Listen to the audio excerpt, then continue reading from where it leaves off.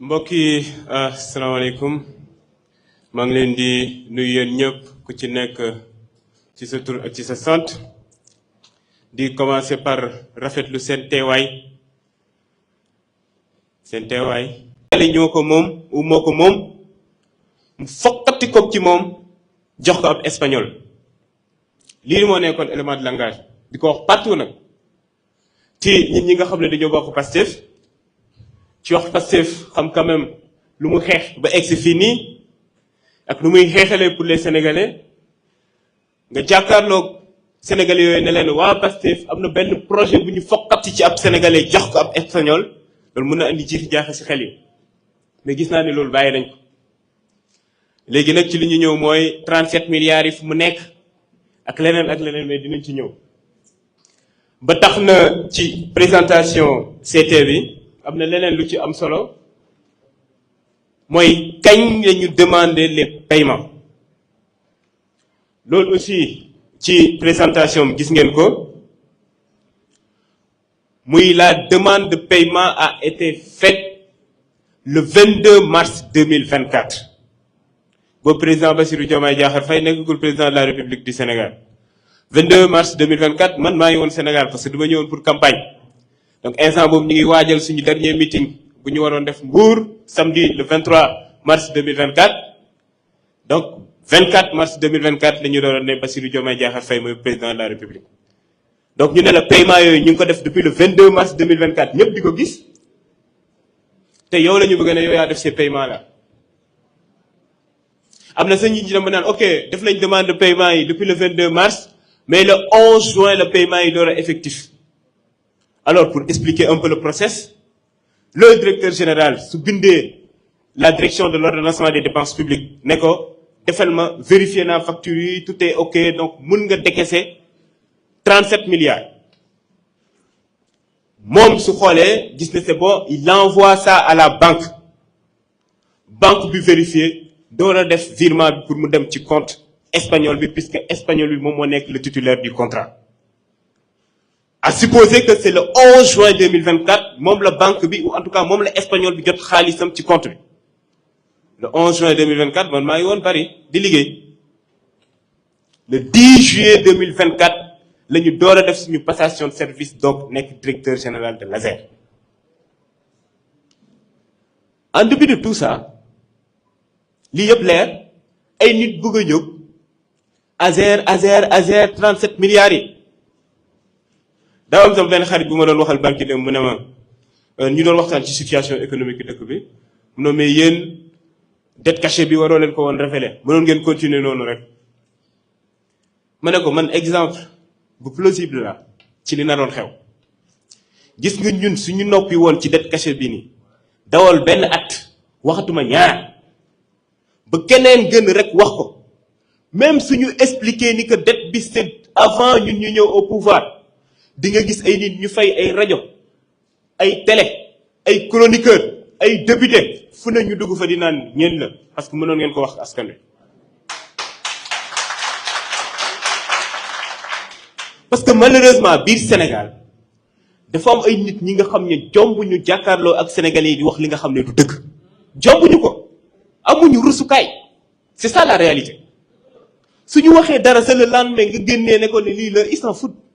parce que xam nañ ne sénégalais yi respecté wuñ xam nañ Sénégal xam nañ ne lu ñu wax du dëgg mais ils ont pas de souci avec ça mais day baax quand même suñu waxee rek ñun ñu gën naat pour leeral donc premier élément bi mu bëggoon andi bii la yemuñu ci loolu noonu bu ñu egsee jël donc fonction le 10 juillet 2024 gis na am na benn projet bu ñu fi fekk ci projet boobu noonu décaissé nañ déjà 37 milliards tout de suite ñu commencé le process lu ñu njëkk a def mooy audit interne bi am lu mu ñëwoon ne dañuy engagé waat beneen audit externe ci loolu noonu sax après lañu saisir parce que bu ñu nekkee di xool contrat bi lañu saisir DCMP mu ngi nii le 1er août boobu coow jógagul la ñun ñoo saisir le directeur général de la DCMP ne ko ne contrat bu ñu fi fekk ñu signé ko ba pare décaissé 37 milliards jàpp nañ quand même lu ñu décaissé les 18 milliards c'est-à-dire avance au titre des dépenses engagées yi jàpp nañ peut-être jaarul yoon est-ce que mën nga ñu voudriez bien nous édifier sur la légalité de cette deuxième avance ku ñu fekk ñu décaissé mu ngi laaj sax est-ce que lii légal naa légalul di ko xool di ko caytu moom la Sénégalais yi daw waa su 37 milliards yi di yaar alors bu ñu defee loolu noonu directeur général du CMP tontu nañu CT bi présenté nga ko tout à l'heure ci li mu wax bokk na ci déjà bu ñu joxe avance yi su nekkee caution yi am na ba pare et que loolu c'est des avances donc dañ koy rembourser entre 40 et 80%, mais dafa am leneen lu wax lu am solo te dafa jot a te jàpp mooy s'agissant spécifiquement de l'avance au titre des dépenses engagées autrement appelé avance sur appro, c'était à l'autorité contractante de vérifier d'abord avant mu koy def loolu moo tax audit bu ñu def muy interne externe bi am solo suñu procédure ñun ASER balaa ngay def paiement c'est-à-dire entreprise bi su la andee facture la première chose bi ngay def mooy da nga war a jël facture boobu noonu jox ko direction bi nga xam ne moom la concerné direction boobu noonu xool facture bi est-ce que tout est ok su paree mu door ko envoyer la DAF direction administrative ak financière direction boobu noonu vérifier xool ndax tout est ok su paree mu door ko yóbbu ci contrôleur de gestion bi kooku noonu aussi def les vérifications qu'il faut su paree foofu noonu mu door a dem ci agent comptable bi def toutes les vérifications door a préparer la lettre envoyer ko au directeur général pour que le directeur général saisisse la DODP s'il s'agit d'un projet financier sur ressources extérieures pour DODP envoyer ko à la banque pour banque bi door a def le décaissement. Vous avez vu qu'il y a une procédure spécifique bu leer nañ bi ñu war a topp. On s'est rendu compte que ci marché bii nii bu ñuy def ces décaissements là respecté wuñ toute cette procédure là facture bi dafa egsi rek ñu yóbbu ko ci DAF bi ñu ne DAF bi nekk fa mu ne intérim moo fa nekk ñu ne def nañ lettre de demande le 22 mars gaawantu envoyé à la banque pour à la DODP pour gars yi mën a def le décaissement de 37 milliards de francs CFA. Déjà on n'a pas respecté les procédures de l'ASER loolu noonu suñu audit wane ko instant boobu noonu sax le projet n'est pas dans le budget muy ñaar ñetteel wi vérification yu ci waroon par exemple ci avance au titre des dépenses engagées c'est sûr que su demoon ci direction technique bi dañu valider noonu avance boobu noonu parce que effectivement c'est un marché d'électrification rurale balaa ngay fay une avance au titre des dépenses engagées war nga la moindre des choses dem def les réceptions d'usine pour xool ndax produire nañ ko effectivement ba nit ki awarte nga door ko fay moo tax bu ñu ci jógee defaat beneen audit externe mu leer nañ ñun on a porté plainte contre l'ancien directeur général parce que il y va de sa responsabilité lan moo tax mu def loolu kuy am dara lu muy reproché boobu ci 37 milliards dina porter plainte ñun porté wuñ plainte contre X dañoo cité ku ñu porter plainte yemuñ ci ñu saisir Cour des comptes préparé avec des cabinets naan Cour des comptes parce que jàpp nañ ne ñu fayee avance bi lii ak lii ak lii parce que loolu xam nañ suñu cuisine interne biir ASER la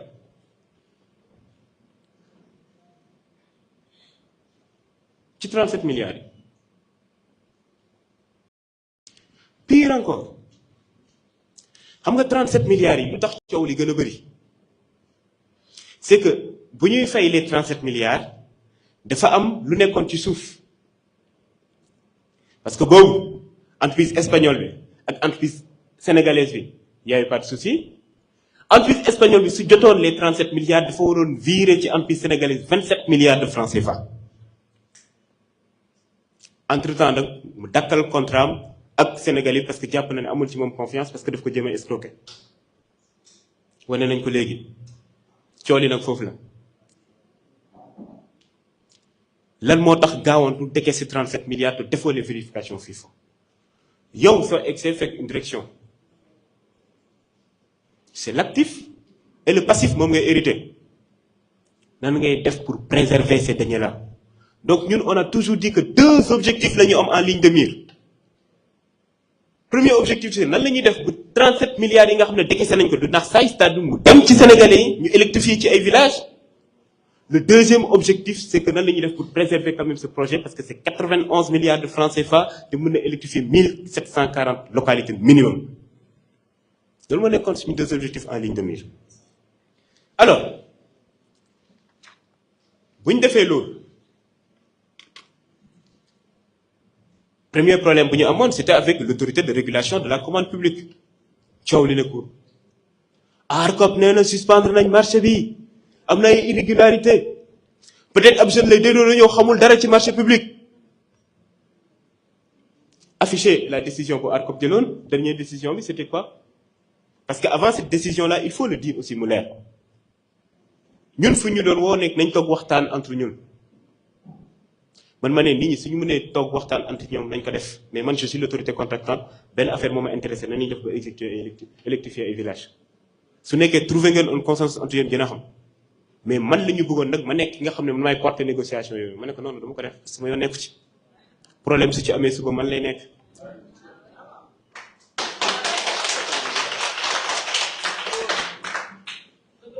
bu ñu defee seen synthèse de négociation ARCOP saisir ma ne ci synthèse yi lu ñu lay recommander mooy léegi comme affaire bi demee na nii saisiral DCMP nga demander avenant ci avenant boobu noonu ku moom ba Sénégal donc ñoom Seydou Kane nañ nekk maintenant des co-contractants waratuñ nekk des simples sous-traitants ci marché bi ñu ne man maa war a demander DCMP mu def loolu ma ne leen du ma ko def waxtaan ci nag ak kilifa yi d'abord parce que ñun da nga am kilifa ci décision bu mu jëloon ne suspendre l'exécution du marché ci argument yi mu joxe premier argument bi nee na dañuy dénoncer signature du protocole d'accord bu ma def c'est-à-dire li ñu renégocier contrat bi yokk le nombre de villages nee nañ dafa am peut-être benn article wala benn clause marché bu ñu xam ne violé nañ ko ñu ne ban clause mais duñ ko mës a wax violé nga clause du contrat ban clause yemuñ ci ñu ne dañoo jot benn lettre bu jógee Banque Santander buy naan fu 37 milliards yi jaar déjà lu manque de sérieux rek ñu ne 733 milliards alors que avance yi ñu joxe c'est 36 milliards virgule 7 37 milliards yi fii la jóge déjà erreur la pour mener le niveau de manque de sérieux bu ñu ne décider nañ suspendre le marché ñu saisir la Cour suprême bu ñu saisir la Cour suprême déjà lu ñu yàgg di wax xam nga ñetti décision moom moo am ci marché bi la première décision moo nekk bu espagnol bi décider ne résilier le contrat ak Aoba Sénégal CRD bi réuniru ne espagnol bi amoo droit résilier ce contrat suspendre nañ sa intention résilier le contrat waaw tout de suite bu ma jotee tout ça j'ai envoyé au moins à 3 cabinets ak ay nit ñu ma xam muy Pastef muy feneen yi nga xam ne seen xam-xam màcc na ci marché public mais xam nañ droit code des marchés publics avis juridique yi ma jot yëpp nekk la même chose soo xoolee article 139 code des marchés publics moom CRD bi amul droit benn tiers au contrat c'est-à-dire ku nekkul ni autorité contractante ni titulaire du marché saisir ko saisir laa wax moom mu ne réunir na ba ne jël na décision amul ci droit deuxièmement mu ne moom dafa basé wu ci article 20 du décret portant fonctionnement et organisation de l'ARCOP pour naan suspendre les décisions ma ne ko lii nii du yoon juristes yi ma xam yëpp ñu xam code des marchés publics ni du yoon foofu sax dinaa def benn révélation